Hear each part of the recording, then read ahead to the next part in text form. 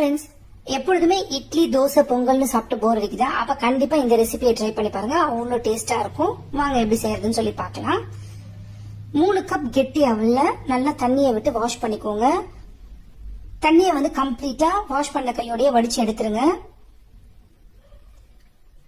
நல்லா தண்ணியை ஃபில்டர் பண்ணிட்டு அவலை தனியா எடுத்து வச்சுக்கோங்க. பேன்ல 2 டேபிள் ஸ்பூன் எண்ணெய் சேர்த்துக்கோங்க. எண்ணெய் நல்லா சூடானதுக்கு அப்புறம் 1/2 டீஸ்பூன் கடுகு நல்லா சேர்த்துட்டு வெடிச்சதுக்கு அப்புறம் 1 டேபிள் ஸ்பூன் உளுத்தம்பருப்பு சேர்த்து நல்லா வறுத்துக்கோங்க. இது நல்லா கோல்டன் ப்ரௌன் ஆகணும். இப்ப இது கூடவே 1/2 கப் வேர்க்கடலை சேர்த்துக்கோங்க. வேர்க்கடலை தான் வந்து ரொம்ப நல்லா டேஸ்டியா இருக்கும். நீங்க உங்களுக்கு தேவையான அளவு முன்ன பின்ன அட்ஜஸ்ட் பண்ணி சேர்த்துக்கோங்க.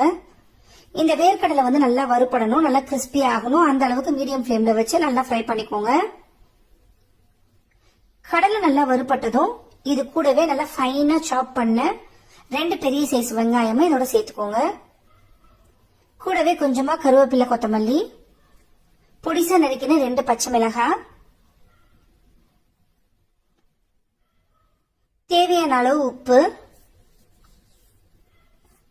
1/4 டீஸ்பூன் மஞ்சள் தூள், இது எல்லாத்தையும் சேர்த்து நல்லா மிக்ஸ் பண்ணி விட்டுக்கோங்க. வெங்காயம் வந்து